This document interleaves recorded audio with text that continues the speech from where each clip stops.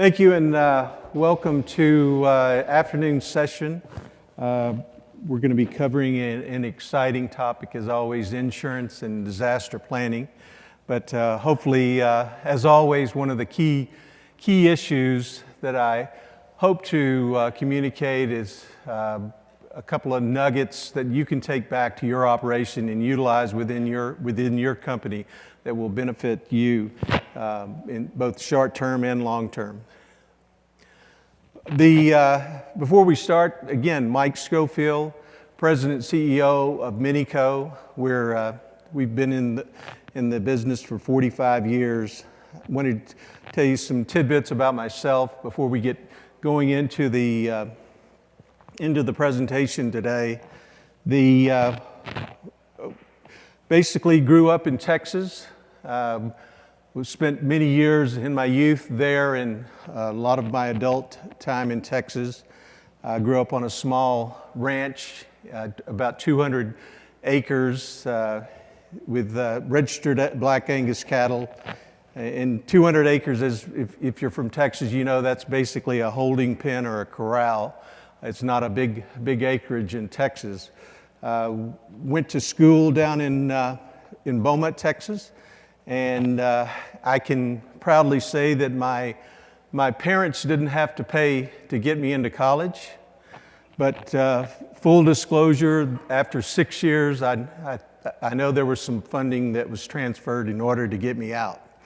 For the last 18 years, I have spent my time and the majority of my time focused on the self-storage industry.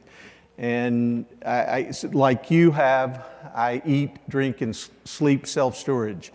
Truly, about the only difference between the two of us from the standpoint of self-storage is you dream of occupancy and rates, and I dream of hailstone size and wind velocities. So, again, the one thing we want to emphasize today is if there's some key issues, please take note about it. And if we do have a time afterwards that we can spend some more time to discuss any particular questions that you may have, which we can go on to the next slide.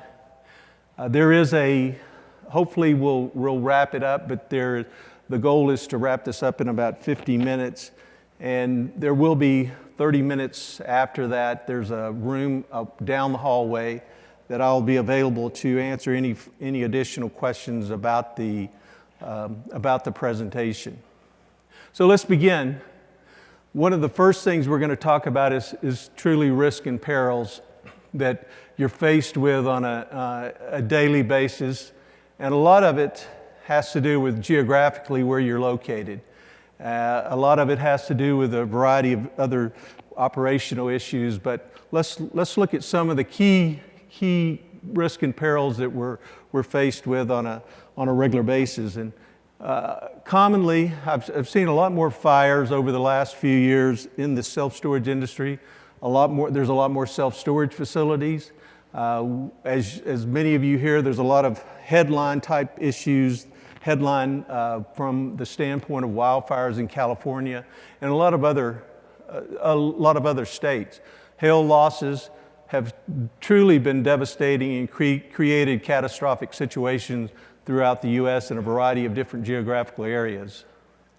Hurricanes, again, a much larger area usually hit, and we'll talk about in preparation for that, what that means as far as an operator, some of the issues related to hurricanes and the impact on your business.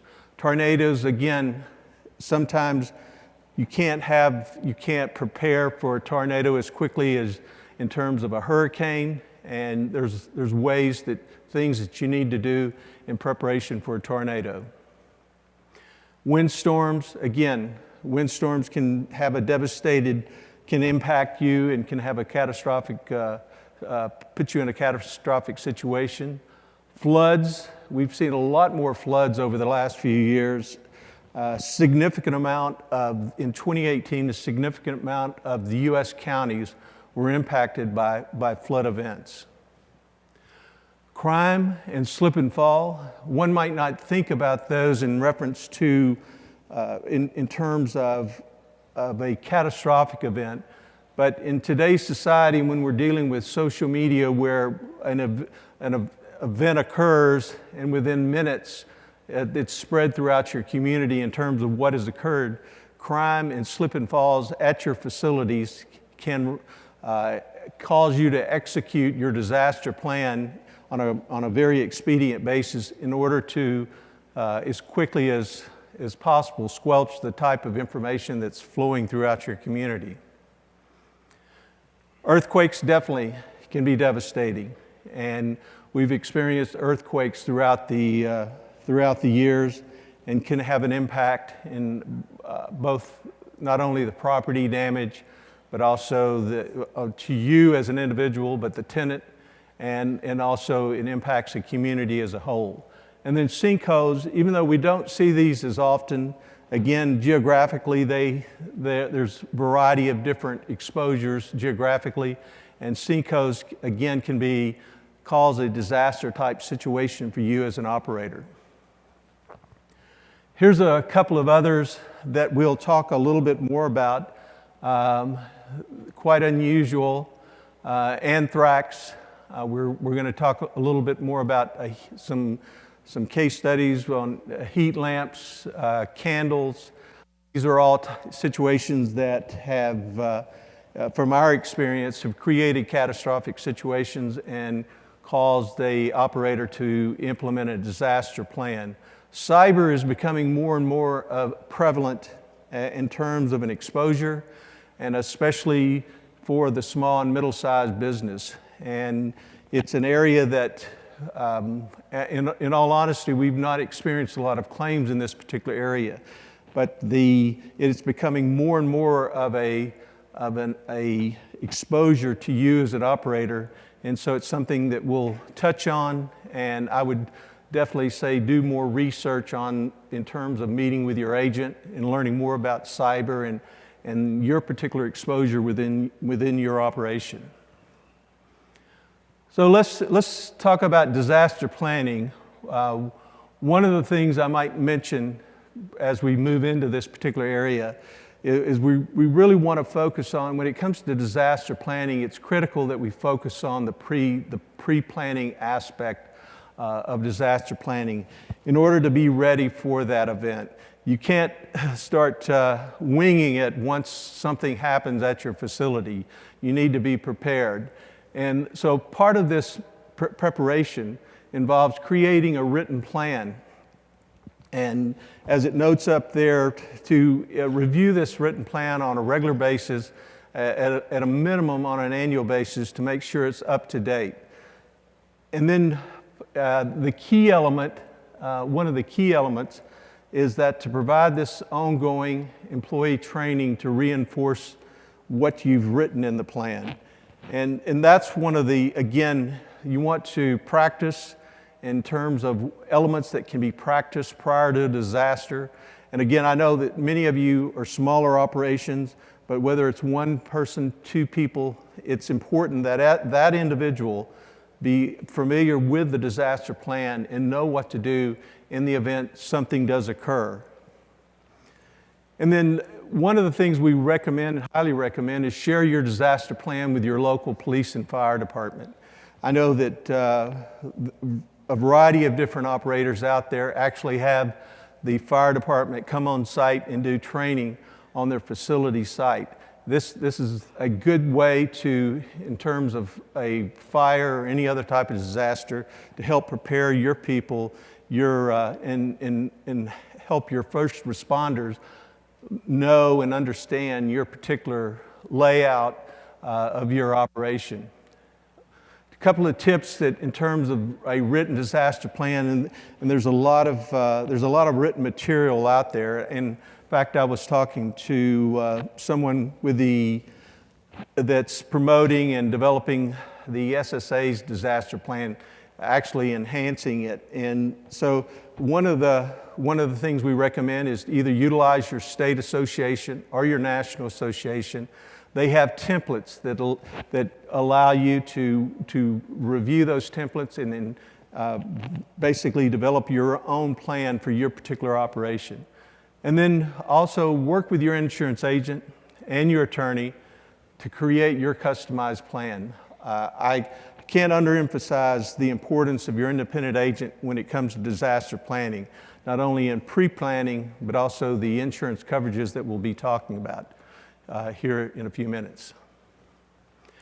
Here are some basic elements that are what I would consider fairly elementary in terms of elements of your disaster plan to make sure that you've identified these elements, that you will have these elements available, and to keep the inventory to make sure that these elements are a part of your somewhere where the employee knows where they are, and to be able to basically document the fact that you're going to have these elements available. But again, very simple first aid kit, generators, tarps, and we'll talk more about some of the reasons you have some of these things. Flashlights and batteries, battery-operated radio or TVs, the extra keys for your vehicles, and whistles. All of these things seem, like I said, fairly simple, common sense, but they can make the difference in the event of a catastrophic situation, can make the difference in whether a person survives or not. You want to make sure within your plan that you have a documented evacuation route and target destinations. I remember Katrina, and there were, even though it was primarily a flood disaster, there was significant challenges in terms of communications between the operators and their employees.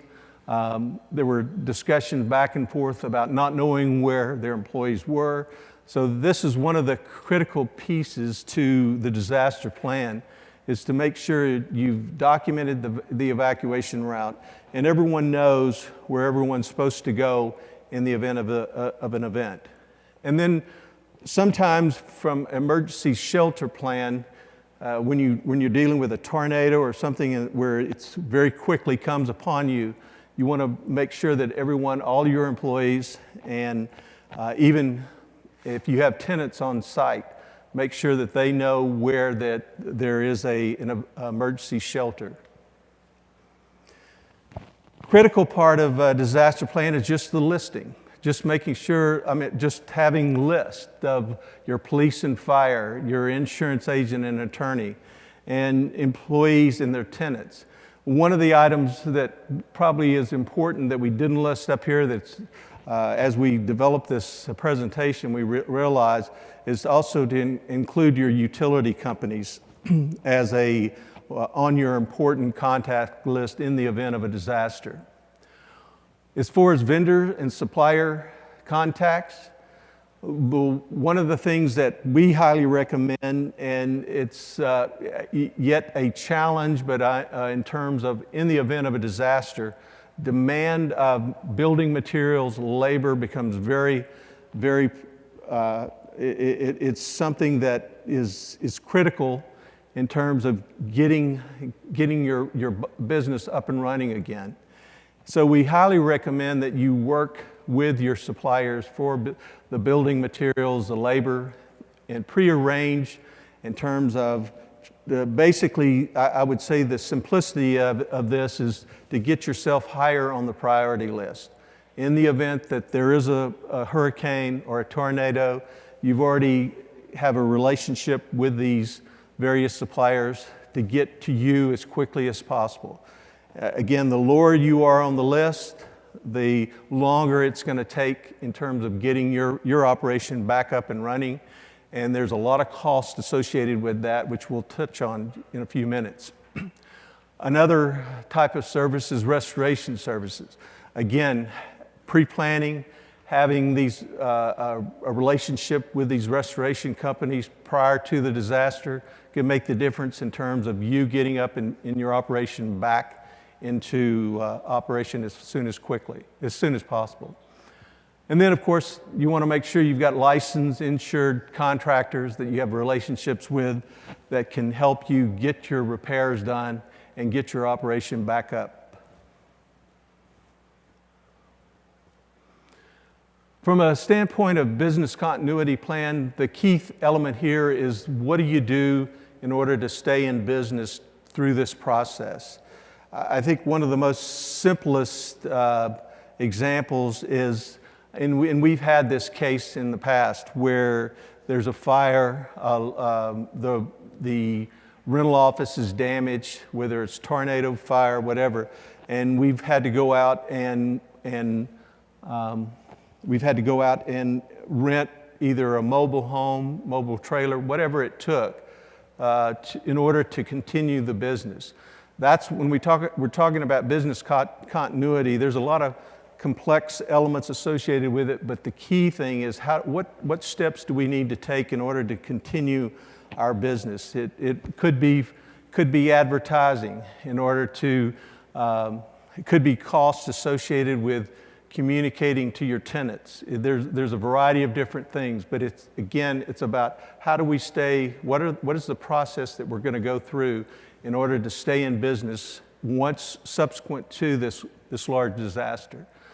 And then here are a couple of, actually three resources that we utilize on a regular basis when we publish information out to the industry about disaster planning. But all three of these are good resources to go to that is not only good in terms of in preparation, annual review, but also in developing your disaster plan.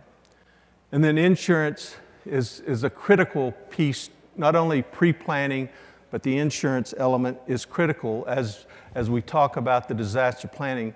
And we'll move on into the insurance section right now. So we're going to talk about property, liability coverages, the building valuation, building ordinance coverage. Each one of these, I would say that there's a couple of these items that are absolutely critical for the ongoing operations. Business income coverage, wind and hail issues. We're going to touch on the specialty coverages, even though they're not always related catastrophic situations. They can ultimately become a catastrophic situation. We're going to talk about the value of the umbrella, and then coverage limits, how important they are. So the first 5 elements that we're going to talk about are business property, the building ordinance coverage, business income, general liability, and the umbrella. The first area is as an insurance professional, we always recommend replacement cost.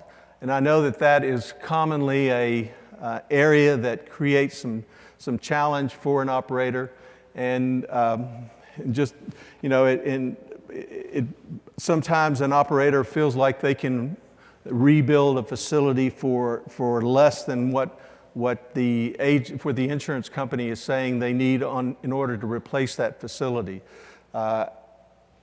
Those are always good arguments, and probably could do a half-day workshop just on replacement costs. But the criticalness of that is the last thing you want is to be underinsured. Especially in the event of a catastrophic situation where you've got tornadoes, hurricanes, anything of such magnitude that could truly remove all the buildings on your site. You want to be able to rebuild those buildings and have the necessary funds in order to do that. We do our best as far as insurance professionals. We have tools that we utilize in trying to determine the replacement costs. But again, our objective is to avoid you to have out-of-pocket expenses at the end of the day. Once that $1 million claim comes in and you've got only insurance for $800,000, that means someone didn't do their job, and basically we try to avoid that. Obviously, there may be a lender requirement in terms of replacement costs, and we have to respond to that. You always want to look at your replacement cost on an annual basis and adjust that value for inflation. And again, you want to understand your local building ordinance requirements, and we'll talk about that element next as it pertains to building ordinance coverage. Again, a critical coverage, and especially if you live in a larger city where you've got building codes that if in the event of a loss, the building code based on a certain percentage of the building is damaged, if that certain percentage is met, then there is a potential that they're going to require that you demo the entire building. And as a result of that, this building ordinance pays for that additional, the demo cost and the additional cost of rebuilding that section that was not damaged during a loss.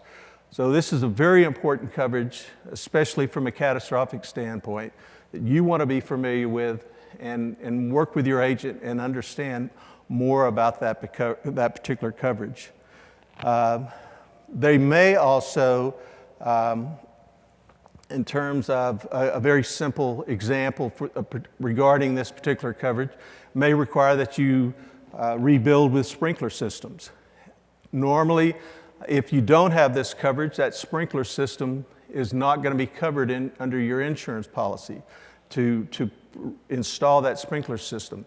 If you do have this coverage and you have the proper limits, the cost of that sprinkler system and the installation will be covered. So that's a very important coverage as we talk about, again, catastrophic events where you have significant damage to your buildings. The business income becomes another important area. And again, could we go back to that one slide? The one thing I wanted to make sure and cover that I missed was that be sure and check with your agent on your limit regarding your business ordinance coverage, because some policies do have a limit, and some the limit is basically the value, all the property values. So it's important that you understand if there is a limitation. You can at least be knowledgeable of that, talk with your agent, determine if that's enough for you, that's enough coverage for your particular operation. If we go on to the next, back to business income. Business income, again, I would say definitely is another critical coverage.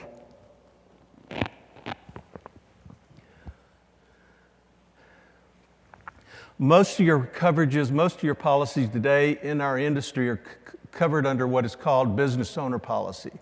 And under a business owner policy, the standard is that what's covered is the actual loss sustained. So there's not a limit there in terms of dollar limit. But you do have a time limit. The key point of business income is to continue to provide you a cash flow during that rebuilding process after a disaster, provide you a cash flow that keeps you in business. It's going to pay for cost basically that are ongoing type costs from employees and other type of ongoing costs that you might have. And in terms of could we go back to one slide? On that particular, I jumped that, for some reason I jumped past that side, but the net income is in terms of determining the business income, your net income, it's a net profit or loss before income taxes that would have been earned or incurred. That's your business income, how they determine your business income, plus the continuing normal operating expenses. So those are things to consider. I might say I've been doing this 30 plus years, and this is the most complex claim adjusting element of insurance is business income. So again, it's important that you have a good professional agent explains to you this coverage and makes sure that you have proper coverage. So let's jump down. Oh, one other point that I did want to make that sometimes is confusing is that sometimes there is confusion about business income being loss of rent, where in simply, if you have a unit, there's a $100 rental coming in as a result of that rental unit. If that rental unit burns, is in damage, you're not going to get $100. It's not going to replace that. It's not going to be a loss of rent. There's the formula that's above that's utilized in determining business interruption. Okay. So back to the business owner policy. Commonly, your business owner policy is going to cover 12 months, and that's the time limit that we were talking about. No value dollar limit, but you have a 12-month time limit. So the goal is basically to get your business back up and running within that 12-month period. And so you're going to be receiving revenue while that building's being rebuilt. There's extended coverage beyond that too, but again, it goes into more detail. Common options, 12, 15, 18, 24 months. And if you're in catastrophic areas, coastal areas, high-risk hail areas, I would say look for higher limits, because sometimes there is going to be the catastrophic element, hurricanes, tornadoes, that could cause a larger devastation of that geographical area, which again challenges the building materials, the labor related to rebuilding your facility, so it could take longer. So if you're in a very, from a geographical standpoint, high-risk area, work with your agent and talk to your agent about having higher time limits. It's normally this coverage is triggered by a direct physical loss, and again, this simply fire, windstorm, hail, those type of claims. And then it's based on historical data in terms of how it's calculated. Again, like I said before, it's very complex sometimes in terms of the calculation, but it's the accurate, which basically is the reason for the key point here is that accurate accounting records are critical in order to resolve and come to a resolution. These are just some key facts that 71 small business owners do not have business income, which is just amazing. I think that within our industry, we see the majority of the operators do have business income. And then 25% of the operations do not ever reopen following a major disaster. And I think that's a key point to think about in terms of why this particular coverage is so important. Wind and hail issues, again, we talked about the various perils, tornado, hurricane, windstorm, hail. Coverage considerations, again, we've touched on why replacement cost is important.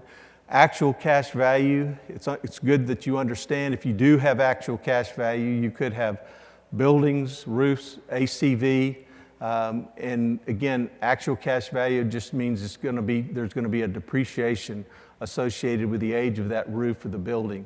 Replacement costs, again, by far is the better coverage. You want to understand your deductibles. There are a variety of deductibles out there that there are flat deductibles. It could go from $500, could go to $100,000. There are percentage deductibles. It could go from 1% to 5%.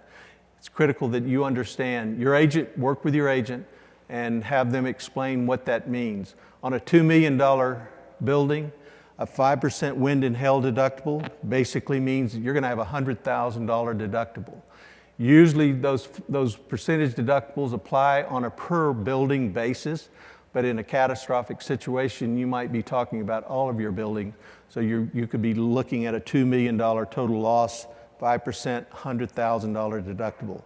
Those are the type of things that you want to be familiar with and understand, because there might be some other financial decisions you have to make knowing that you have that type of deductible. One of the things that we touched on earlier when we listed tarps, for example, and we talked about in the event of a claim, whether it's a windstorm, tornado, hurricane, first thing is safety, obviously, but in the event that you can take some of the materials, such as a tarp, and place it over a hole in the top of your facility to eliminate any to mitigate basically any future damage to, any other damage to the contents. That's one of the reasons you want to be able to address and be able to complete temporary emergency repairs as quickly as possible, is basically to mitigate any other type of loss. And then can't emphasize enough the importance of conducting regular roof inspections. Again, the wind, there have been, I'm trying to recall some of the names of the hurricanes, but one of the hurricanes in Houston lingered for hours over the city of Houston. As a result of that particular hurricane, eventually the roof started lifting and damage started occurring. Again, it just to make sure, as far as making sure roofs are properly attached, and you do that on a regular basis is very important as far as part of your inspection process. Just go over these very quickly. Sale and disposal liability. I can't do a presentation without at least talking about coverages that basically our company was involved in pioneering 45 years ago. But sale and disposal liability, in the event of a claim, in the event of a lien sale, you get a lawsuit. This is what this type of liability covers you for. Negligence on the part of the self-storage operator.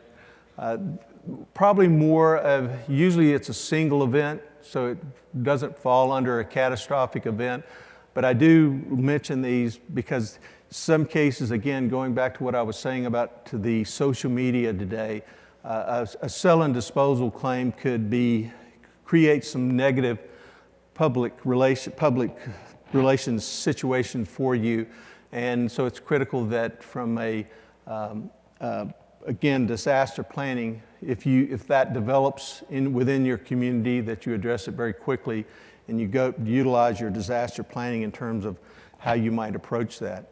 Customer goods legal liability, another particular case, and I guess a good example of that becoming a catastrophic situation is where you've got a major fire and you may have several hundred tenants that their goods are damaged, and we're taught in our industry that there is no care, custody, and control, but in this particular situation where a fire has occurred and there might be negligence on the part of the operator, there's a good chance you're going to be sued and held accountable for the damage associated with the loss of those contents. So customer goods legal liability becomes a very important coverage, and in most cases, this coverage can have limits up to $1 million. Limited pollutant removal, another, in most cases, a single type situation where you've got, could have barrels with hazardous material left in the units that you're going to have to bring in a hazmat team and clean out the units. Again, could be a public relations issue in terms of the information getting out to the community in terms of what's being stored in your facilities, and you have to address that from a disaster planning standpoint. Umbrella, just touch on this because of the importance of an umbrella. It's excess liability insurance coverage over your primary, and most of the facilities are, if you're familiar with your particular coverage, you've got a $2 million general liability limit. The importance of the umbrella is that it's an additional layer over that $2 million. If you have a $1.5 million lawsuit, and you lose the lawsuit and you've got to pay out that $1.5 million, you have $1 million per occurrence, and then you've got another $1 million over that additional $500,000 is going to be paid by your umbrella coverage. And surprisingly, we do occasionally see these.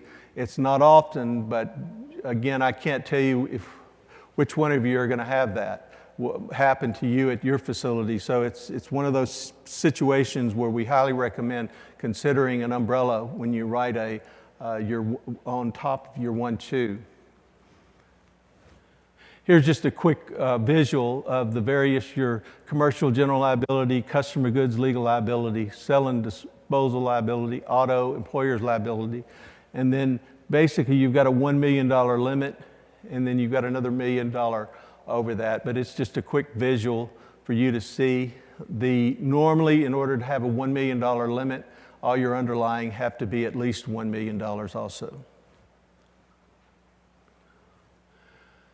In terms of coverage limits, like we've talked about, it's critical that you secure the adequate coverage limits, and that's both property and general liability. And we've touched on what those various limits are and how you address those with insurance coverages.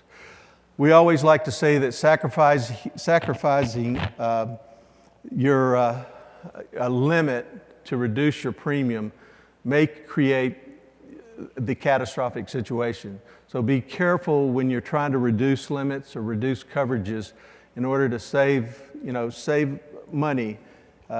Be very cautious not to be short-sighted in terms of, especially when it comes to a catastrophic type situation. And the other thing we always recommend is to buy as much liability coverage as you can afford. And I know that's something a business owner doesn't like to hear, but again, it goes back to we've never seen a situation where someone was injured or hurt as far as the business is concerned because they've had too much liability insurance. So let's talk about after the disaster. We highly recommend, and I say recommend, the key thing is safety first.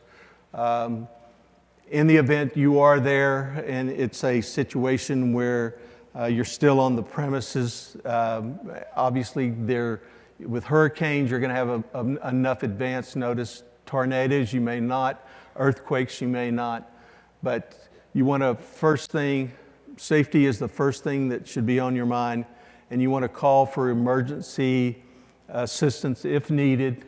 That's always, again, some of these may seem to be common sense, but the critical thing is you've got to do these, and you're at a point that if you haven't practiced these, are familiar with these, haven't trained for these, you may not be thinking, especially if it happens and you're running around trying to figure out what do I do next. Hopefully habit kicks in and you start doing the things that you need to be doing in terms of what happens after the disaster.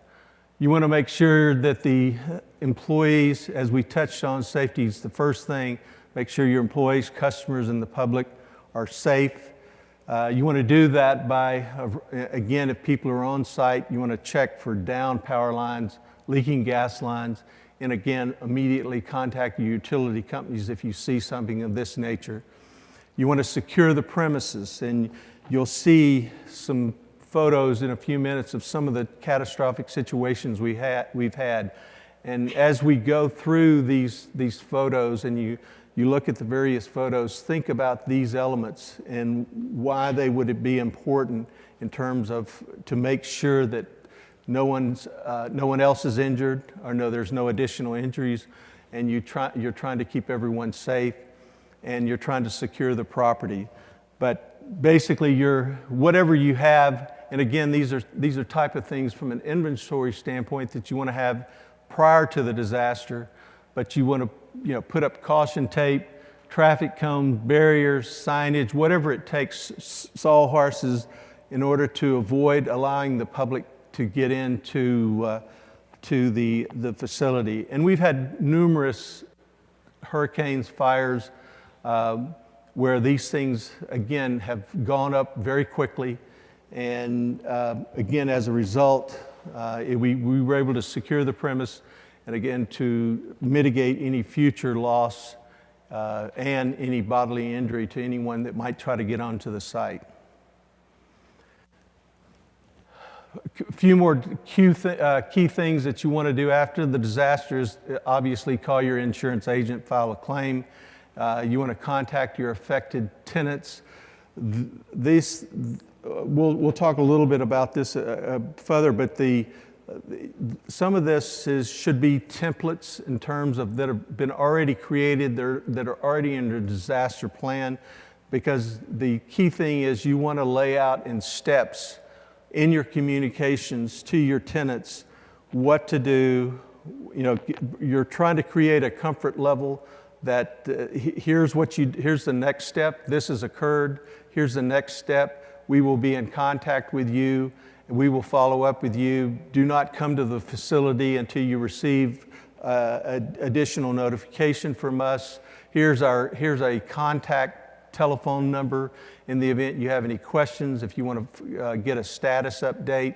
But that type of contact information, have that as much as you can in a template format that it immediately goes out. And as we've learned, or as we know today, if the communications are available, email, text are definitely going to be more responsive, and we can reach more people during that short time frame with these particular tools. Again, some of this may seem very elementary, but it's critical in terms of not only the safety of the individual, but also it's critical in terms of your insurance, how quickly your insurance is going to step in. Because the detailed reports and records, again, are going to be valuable to an adjuster to begin the process. You don't want to discard any type of items that without the approval from the claims adjuster. And if you do have to, take photos of it so that you can show the adjuster what those items were. And then you want to obtain any prior approval for making major expenditures after the disaster occurs. Again, your objective is for these to be covered under your insurance policy, except for the emergency and temporary repairs that we've talked about, where you're utilizing tarps and any type of other material to mitigate any additional damage to your property or the contents of your tenant. Very quickly, that these are, again, reporting a claim. You want to either report your claim or to your agent or your carrier. You want to have both contacts within your contact list. You want to report them as quickly as possible. And there's a lot of consequences as a result of not reporting it as quickly as possible, but the key thing is get that information as quickly as possible to your insurance company, especially in a large disaster, geographical disaster type situation, because there's going to be a significant amount of damage, significant amount of people on the ground trying to adjust these claims. So the quicker you make contact with your adjuster, the quicker you get on that list, the more expedient your claim will work. So it's important that you do that.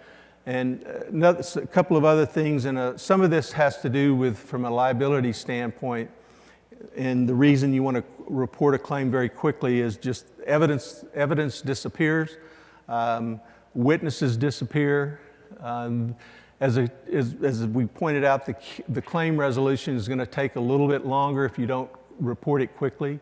Possibly may void the insurance policy depending on your particular policy. So it's important, again, report the claim as quickly as you can.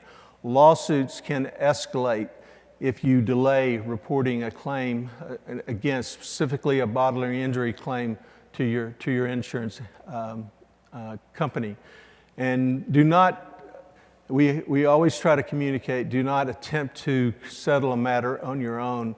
And I know sometimes you're settling claims, especially tenant insurance claims, but the one claim I would always say, do not try to ever settle any type of bodily injury claim on your own, and to communicate that to your insurance carrier or agent. And these are just some basic information, although they hopefully this information you will have available to you afterwards also is just the criticalness of the details are so important after a disaster. And I know that there's so much disarray once you've got a situation where your facilities has been could be devastated, could have significant damage or limited damage, but these are just the type of things that you want to be able to, again, have a part of your disaster, written in your disaster plan, and again, have your managers be trained in terms of what's the type of information that you're going to need from the business name, the address, and the phone number. Some of these may, again, seem so elementary, but they're critical, and sometimes elements of this are forgotten when you're communicating a claim. But even the name, address, phone number, primary contact person, who can they contact in order to expedite getting this claim done? The insurance policy number, date, time, and location of the loss, and those become critical also. That element becomes critical in adjusting a claim and adjusting it as quickly as possible. Liability claims, both property liability claims, you want a brief claim of the damage and a brief claim of the incident. And again, more detailed information you've got, the better it's going to allow, the more information, the better job an adjuster is going to do in trying to settle your claim. So let's just real quickly talk about I just have a very short few minutes here, but we're going to talk about some of the case studies that we've experienced over the years. And again, as we go through these, think in terms of the things that we've talked about, the importance of your contact list, the importance of having your pre-planned, having material, labor, pre-plan the various the providers for this. Think in terms of the insurance agent, when we should have contacted the insurance agent, the information we needed to be gathering. But all the things that we've touched on as we go through these various case studies, think about those elements in terms of the importance of those elements in getting, resolving these particular claims and getting the business back in operation. This was a few years back, but it's probably one of the most unique claims that has been experienced in the self-storage industry. Not that we like those, it just happened to be, it came on our watch. But in this particular claim, it was a 2006. We had a 44-year-old entertainment gentleman that was basically in the entertainment industry, was a travel dance group, and had brought over some goat hides from South Africa, I believe I think in this particular it's the Ivory Coast, and it brought them over, and unfortunately, the individual that he collapsed during a particular entertainment, when he was actually entertaining, doing an event, and they eventually, very quickly I should say, diagnosed him with inhalation anthrax.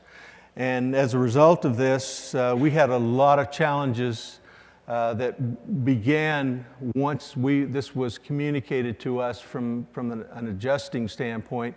We started reviewing the claim as quickly as possible. Obviously, heightened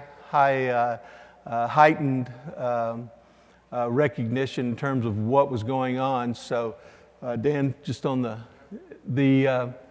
in this particular case, the hides had been not only stored in the self-storage facility, but they were also stored in the individual's apartment complex. We had to go through a process that all the neighbors and other self-storage tenants were tested and were treated for the exposure in this particular case. And the interesting things that the investigation and cleanup displaced some self-storage tenants, but not all, but for several months, and in this particular case, more than a month. So business interruption was important in terms of coverage. The individual had business interruption, so it helped the operator, the coverage helped the operator continue the business throughout this process. There was obviously some public relation costs, and we didn't go into detail there, but there were some public relations costs in terms of communicating to the tenants and to the community as a whole. Let's go into the next slide. As you can see, in this particular case, Bloomberg at the time got involved in the particular case and was obviously there was a fear throughout the city in terms of what was going on. The good thing is the drum maker did recover completely. In this particular case, we paid out over $1 million. There was a concern in terms of whether it was a pollutant, and we determined very quickly that it was not a pollutant, and we were able to clean up and dispose of the hides, and all that $1 million covered the cleanup and disposal. That was the only damage in this particular case. Heat lamps, again, we're running out of time here, so I'm going to just go over real quickly some of the pictures here, but this was a unique case again. Heat lamps, 6. We had, in this particular, 32 units destroyed by a fire, and as a result of an individual that could not keep his snakes in grandma's house, so he had to go to a self-storage facility, and he had the snakes in an aquarium with towels over the snakes. Unfortunately, the facility caught fire as a result of this, and we ended up having to resolve a claim that I think in this particular case it was several $100,000, but again we had business interruption and replacement costs associated with the facility itself. Let's go into the next one. Tornadoes. There's a couple of tornadoes, and each one of these I would say was a $500,000 claim. And you'll see in some of the damage that tornadoes do happen. They do have a significant devastation to the facility. And again, it goes back to the importance of the proper coverages, proper valuations on the property. And in this particular one, we had a 2017 EF2 135 mile an hour tornado, and $490,000 loss. And you can see in the next photo significant damage associated with this, and you can see the value in quartering off and limiting access to a facility after a claim of this, a catastrophic situation of this magnitude. Just critical takeaways, and this is it. Property evaluation, again, make sure your property is properly evaluated in terms of proper valuation from a replacement cost standpoint. Last thing we want is for you to be underinsured. Policy coverage and property casualty limits, meet with your agent, make sure your limits are proper, you've got the proper coverage associated with the things like we talked about. Business interruption coverage, critical in order for you to stay in business, especially in a catastrophic situation. Make sure you've got proper business insurance coverage. Written disaster plan, whole purpose of part of this presentation, make sure you've got a written plan in place and to the next point, that your employees are trained and they understand what they're supposed to do in the event of a loss. They understand the steps, they've been trained, and they know what steps to take in the event that situation develops. And then communicate. This is the comfort level, especially when you've got 400, 500, several hundred tenants. Communication becomes critical at a point of a disaster, and it has an impact on your public, your reputation within the community. So how you communicate, what you do after disaster are all important. And again, at this point in time, I want to thank you for the opportunity today. And I know a lot of it went through a lot of material, but thank you for spending the last 55 minutes with me, and hopefully you'll walk away with some nugget regarding the presentation. Have a great day. Thank you.